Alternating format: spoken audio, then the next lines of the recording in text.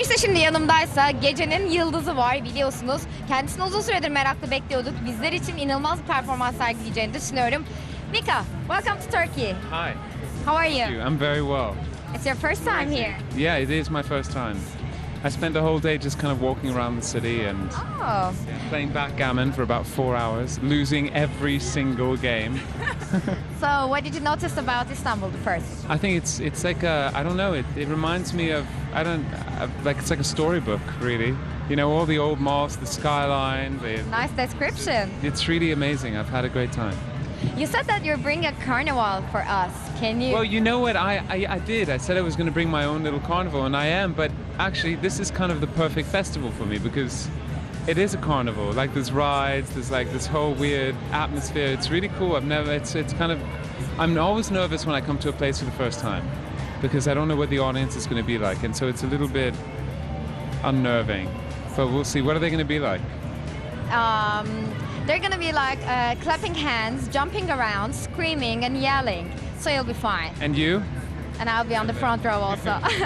So you were born in Beirut and raised in Paris and London. So pretty much you've seen the both, East and the West. Yeah. So which one do you feel closer to? And did you get any influence by Eastern culture? Well, you walk into my house and it's a Lebanese house. Although my father is American, my mother is Lebanese completely, and you walk in and there's always food. It smells like a Lebanese house, it looks like a Lebanese house, and I definitely have, I think that in my family life and in my personal life, it's definitely a Lebanese kind of way of life. Musically, I mean, I don't know. I mean, I grew up listening to some Lebanese artists like, you know, Feyruz and Kulthum, who's not Lebanese, but Feyruz is Lebanese, but and there's, you know, some great artists now like Majda Rumi or Elisa and all these people, but I don't know if it's found its way into my music. Maybe in the future it will, but I'm not sure. One day you just pop up and came to our lives, and now we feel like we know you for years and years. Really? So how did you... Sorry. I'm like the crazy cousin that no one knows exists. Someday I pop out of the asylum and then I never leave. I'm sure you were hoping for this success, but were you expecting it, or is it a surprise? Was I? Well, look, I was. It's weird. I always had these kind of delusions of grandeur, you know, in my head. When I was a kid, I was always, because I wrote music to get me through school. I hated school, had a very hard time, I was very bullied. I was expelled from school once, and so for me, music was like a refuge. So I always said, one day I'm going to make this, one day I'm going to do this. But then when it actually happened, I was so surprised. And I guess I make weird music, you know. I make pop music and it has melodies, but at the same time it's like crazy fairy tales with like talk about, you know, like just strange characters, but somehow it's worked. And I know how lucky I am. I'm so lucky to be able to do what I love in music, in the style that I love, and still be able to do well. It's a very much a privilege, and for that I'm lucky. Your music is kind of amazing. I mean, I felt like I have to dance. There's no other way. I have to make fun of it. I have to jump. I have to have fun. Where do you find this energy, and where did it come from? I don't know. I think my music talks about outsiders. It talks about freaks. It talks about all the crap things in life. Like most of my songs actually have lyrics that are very twisted and dark. But, you know, I put it in a context where it sounds euphoric and it sounds joyful. So you have this contrast between the light and the dark. And that's why it actually makes you feel better about things. You know, it doesn't talk about money. It doesn't talk about bling. It doesn't talk about cars or lifestyles. It talks about just normal things, you know.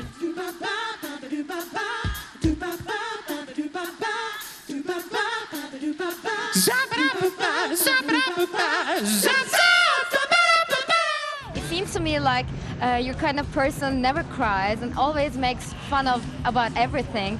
And even if there's something sad, maybe you'll find something in it to make yourself happy. Kind of like a madman. Yeah. Well, yeah, I am slightly mad. See, the thing, I think I'm completely normal. My friends swear that I should be sanctioned and put into a hospital. I don't know. I do see the kind of, I love absurd situations. I love, even in something that's very sad, finding the funny side of it. To me, it's like a defense mechanism. It's the way that I get through things, you know? I could be at a funeral and I could I could be looking at at someone's behavior, and I have to stop myself. But it's not because I'm making fun of life, and it's not because I don't have respect for the things around me. It's almost because I respect it enough to kind of have fun with it. I don't know. I have fun in my life. I think I'm doing what I like, and that has enabled me to have fun, and I know that that's a privilege. So, That's cool. oh, thank you, I made it. Oh, really? Yeah, it's my design. Katy Perry likes it also. Oh, really? Yeah, I bet she asked you for it. yeah. Did you say, get your hands off, bitch? No, she didn't say that. So, what about your androgenic image? Oh, do you like it? Yeah, I like it. I'd wear it. I'm sorry, I can't. No, I made it. It's special for me. I'm sorry. So, what about your androgenic image? That's a Because do you think there's a distinct line between femininity and masculinity, or it's all complex now? It was always complex.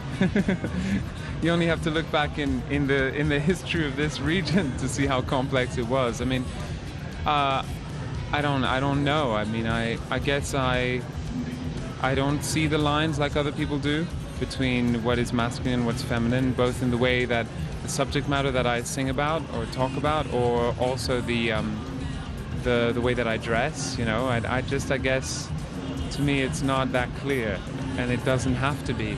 If anything, it's much better for it not to be. I don't know. So, I don't overthink it. You know. once you said that, I want to do something that you will hate me for. I'm gonna make songs, and it's gonna just stick in your mind. You can love it or hate it, Really? but you're gonna know it. So that makes me think, why do you make music? Just because of being liked or being popular, or what? What's your main goal? If I was making music just to be liked, I wouldn't make the kind of music that I make, because my music, it kind of instigates very polarized, opposite reactions. You! Yeah, you! Who do you think I'm talking to, skinny boy? Definitely not for being liked. I make music very selfishly. I make music because it helps me deal with life. I guess it's kind of, some people have babies, some people have families, some people paint, some people want to make money. And I guess that I just turned towards making music because money's great, and it's great to be able to pay the bills. And one of the advantages over the past few years is that now I can pay my bills. My electricity is not being switched off, and and believe me, it had been in the past. So that's amazing, but there's nothing better than just feeling like you're achieving something by making a piece of music. So you released your new album. Actually, it's not new. It was last September. The Yes. Boy Who Knew Too Much. Do you knew too much? Yeah, I guess. When I was younger, I thought I knew a lot. Now I realize. Were you I a don't. dreamer, big dreamer when you were a teenager? Completely. I was always the one in the class, who thought I was better than the. No, I mean, I was just kind of like always daydreaming. I don't know. Now I see that as a good thing. But then again, if I had a kid and he was always daydreaming, I'd be really upset. So my last question. I know you've been touring. So did you wrote any new songs, or do you have to be at your studio and settle down for creativity? I don't write when I'm on tour, but I write when I go home. And I've already started writing my new album, and it's very different to both the first and the second. It's very, very different actually. But it's really exciting.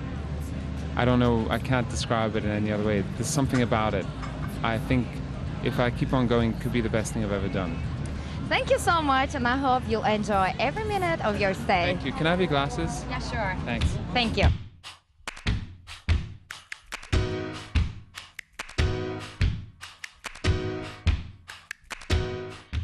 Kendisiyle keyifli bir röportaj gerçekleştirdik. Bu akşam da sahne performansını izleyeceğiz.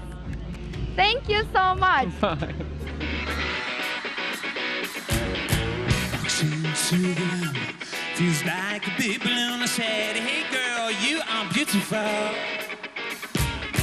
That girl, can I be to please? That girl, come on my knees screaming, big girl, you are beautiful. You take your skinny girl, I feel like I'm gonna die. 'Cause a real woman needs real man is why. You take your girl, multiply about 4. Now a whole lot of women yourself to the butterfly lounge. Yourself a big lady. Big boy, come on around. And now we're gonna need baby. Need fake size. So what's my braces? Wandering out with the girls around. Curves not the right places. Big girl, you are beautiful. Big girl, you are beautiful. Yeah.